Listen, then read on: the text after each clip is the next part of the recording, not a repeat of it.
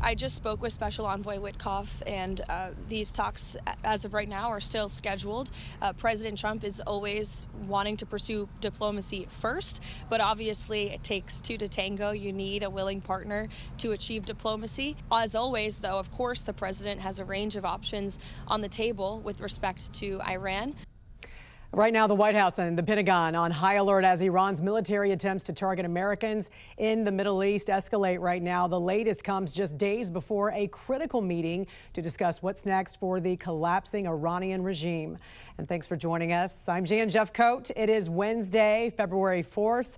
And this morning, the world's largest state sponsor of terrorism is putting negotiations with the U.S. in jeopardy. It's the latest sign of growing desperation from Iran as the regime struggles to hold on to power.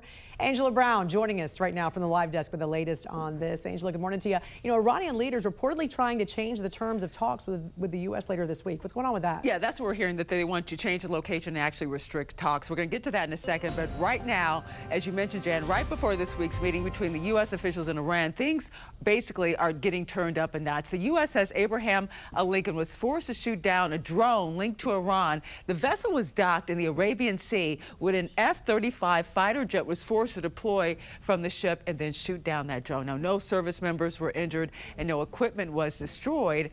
The War Department says their top priority with Iran remains diplomacy at this point, but that could quickly change. Iran will not have nuclear weapons capabilities, and so they can either negotiate on that front or we have other options. That's why the War Department exists. He doesn't want to go that route. I don't want to go that route, but our job is to be prepared. And so, of course, we are, and we're more than prepared. And we're also following this morning new developments for Iran as a meeting with U.S. leaders approaches this week. Iranian leaders are pushing to change the location of that meeting, exclude regional partners, and limit discussions on its nuclear program. The original meeting had been set to take place in Turkey, but now Iran wants to move it to the nation of Oman. President Trump said as of last night, they're still negotiating with Iran, but no changes have been announced. The meeting is slated to take place on Friday. We're watching the very latest on this developing story here at the live desk. Angela, thank you. The U.S. Navy also on alert, monitoring for additional attacks by Iran after its military tried to seize a U.S.-flagged oil tanker. Yesterday, Iranian gunboats in the Strait of Hormuz approached and unsuccessfully tried to board the tanker before a U.S. Navy destroyer arrived. The U.S. tanker did not stop and is now being escorted by the U.S. military. I'm national correspondent Kayla Gaskins in Washington. President Trump is again turning up the pressure on Iran, pushing for a nuclear deal as the U.S. continues a major military buildup in the Middle East. White House Special Envoy Steve Witkoff and President Trump's son-in-law, Jared Kushner, are planning to meet with Iran's foreign minister Friday in Turkey to discuss a possible nuclear agreement. Representatives from Saudi Arabia, Egypt, the UAE, and Oman will also reportedly be in attendance. If the meeting happens, it would mark the first direct talks between U.S. and Iran since negotiations collapsed last summer and the 12-day war between Iran and Israel broke out. If war starts, that would be a disaster for everybody. For the past few weeks, the United States has moved heavy military firepower into the region as President Trump keeps strikes on the table. Iran's Supreme Leader Ayatollah Ali Khamenei is warning any U.S. attack would trigger a regional war, to which Trump responded. Hopefully we'll make a deal. If we don't make a deal, then we'll find out whether or not he was right. President Trump says they've given Iran a deadline to make a deal. On Monday, a spokesperson for Iran's foreign minister speaking out against the U.S. military buildup.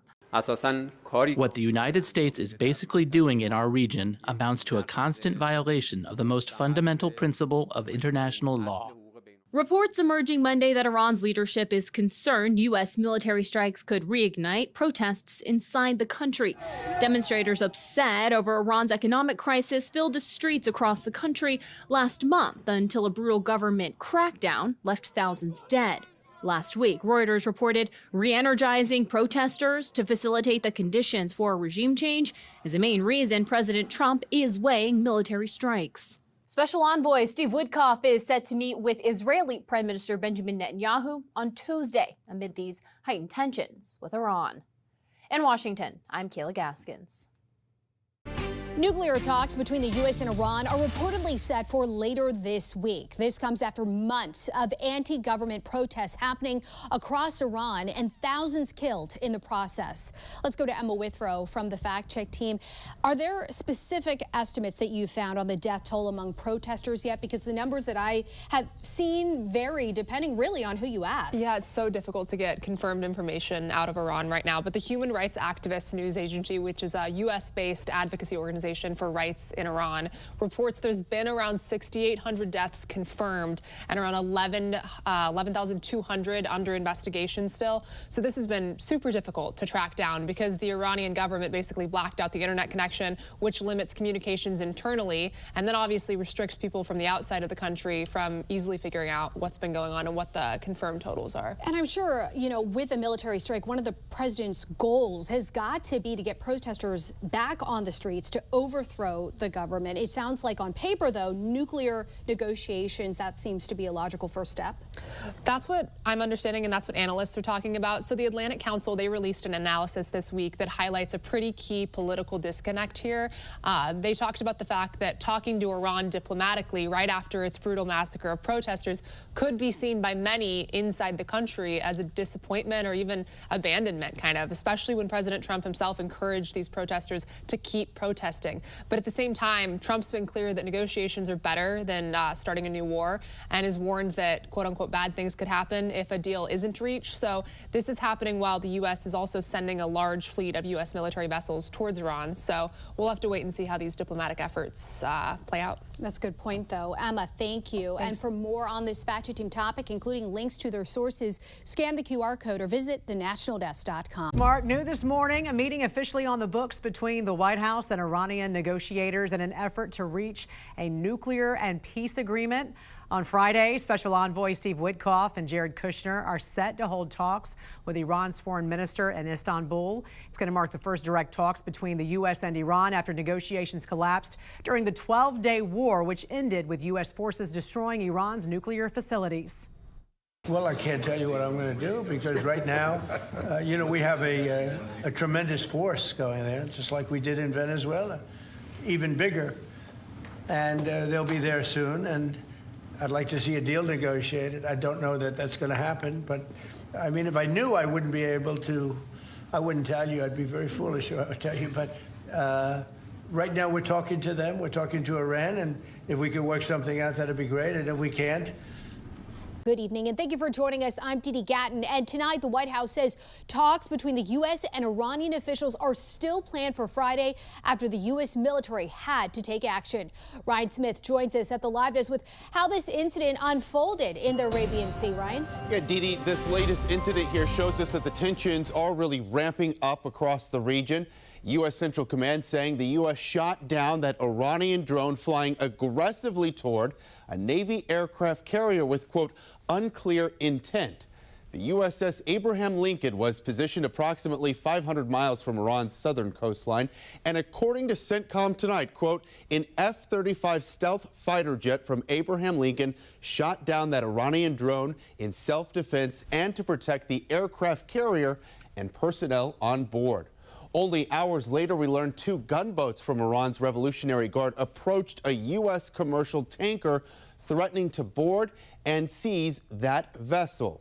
A U.S. warship responded, de-escalating the incident, according to CENTCOM. The White House now says diplomacy is the top priority here, but warned today President Trump is keeping the option open of military strikes. Later this week, White House Special Envoy to the Middle East, Steve Witkoff, and President Trump's son-in-law, Jared Kushner, are expected to travel to Istanbul to discuss a potential nuclear deal with Iran. Let's go to Emma Withrow from the Fact Check team. And of course, there is what the Trump administration wants out of these nuclear talks versus what is likely best case scenario and agreement, right? Yeah, so President Trump, he's made his main goal pretty clear here, which is just essentially ensuring that Iran doesn't have a nuclear weapon. So that's the main objective driving these diplomatic efforts. And that entails things like Iran would need to shut down its uranium enrichment program, also accepting major limits on its missile program. And also the U.S. wants Iran to stop throwing money and weapons at its regional proxy militias, groups like Hezbollah, Hamas, the Houthis.